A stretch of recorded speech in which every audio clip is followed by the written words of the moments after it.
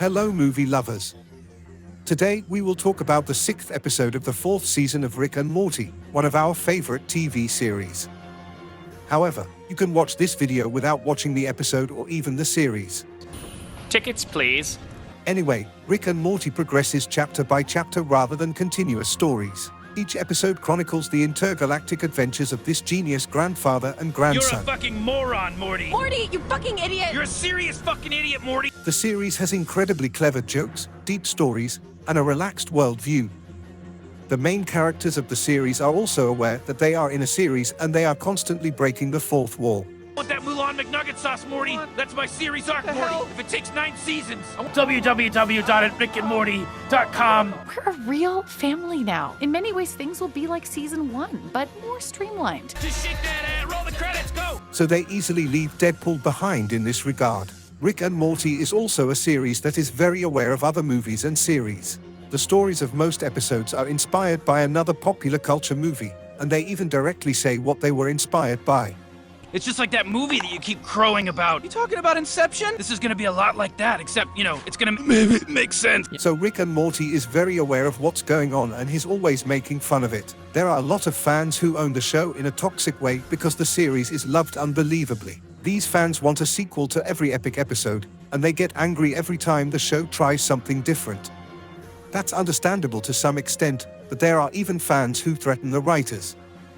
Rick and Morty writers, on the other hand, do not want to turn the series into a classic series that they repeat themselves all the time. Apart from that, fans can cause unpleasant events. In the first episode of Rick and Morty Season 3, Rick went to McDonald's and asked for Szechuan sauces that McDonald's made in the 1990s. In 1998, they had this promotion for the Disney film Mulan. They created a new sauce for the McNuggets called Szechuan sauce, and then they got rid of it. I want that Mulan McNugget sauce, Morty! That's my series arc, Morty! After this episode, interest in the sauce increased and McDonald's decided to make it out of this sauce for a day for the fans. Rick and Morty fans lined up in front of McDonald's, but what did they do when the sauce quickly ran out? They made a mess and there were those who protested the situation. I want Szechuan sauce! Where's my Szechuan sauce? I pickle Rick! One below dum. Some McDonald's restaurants had to call the police. The Rick and Morty writers gave a nice response to this in the first episode of Season 4. In the middle of the episode, Rick accidentally travels to a parallel universe where Rick and Morty are Nazis. But you are down with fascist dystopias, right? Morty in that universe also puts a gun to Rick's head and forces Rick to take him on a classic adventure and asks Rick to bring back the fan-favorite character Mr. Meeseeks. Stop asking questions, stop doing meta-commentary. Just have fun. We're going on a simple, fun, classic adventure. Okay, Rick brings back the character and asks him to kill the Nazi Morty. now we're doing something we've done before. Oh, this Nazi prick! Hey! While at first glance this is part of the normal story, it's also a clear message to toxic fans. By the way, the writers of the series are not saying that we will never continue other stories or do a new TV watching episode. I think different versions of the evil Morty story and classic episodes will come sometime. That's what Season 4 Episode 6 is about anyway. Not only the small scenes in the episode, but the whole story is based on what the writers of Rick and Morty thought while writing Rick and Morty. There is no Rick and Morty at the beginning of the episode. On the train, we watch characters we haven't seen before tell stories about how they nearly destroyed Rick. Then Rick and Morty realize they're on a train they don't know how they got into. Rick tells the ticket man on the train that this story compilation part is ridiculous. Stop the anthology. If we wanted one-offs, we'd do interdimensional cable, not some uptight overwritten. This comment is kind of funny because the writers initially designed the whole episode to consist of different stories about Rick told by characters we don't know. Instead of telling a straight story as they had done before, they wanted to make an episode that tells a lot of stories. In fact, what they were inspired by was Batman's legendary cartoon from the 90s. In one episode of Season 2 of the show, the bad guys sit at a bar and the entire episode tells stories about how they once nearly caught Batman. Really good episode. I recommend you to watch the legendary Batman movie made by the people who made this cartoon. Anyway, our writers later decided to try different things since this event had already been done, and the current episode appeared before us. Rick and Morty is on a story train where the stories move forward, and this train runs in circles. The map of the train and the number of wagons are the same as the story circle used by the creator of Rick and Morty. Rick is talking about not only the train, but also people who think Rick and Morty is too complicated. Of course, this thing is just a circle. You'd think it was so goddamn complicated. Indeed, while the series is incredibly creative, it is not as complex as it seems. For those who don't know, this circle fits every movie and TV show with the classic introduction, development, and conclusion. The Rick and Morty team also writes their scenarios, completely adhering to the formula of this circle. But if you didn't, you probably already understood that the circle is a classic story formula. While Rick is looking at the map of the train, our friends say the following in the departure part of the story. Here's where the stupid vignettes were. God, imagine if that had been the whole thing. This is funny, but also true.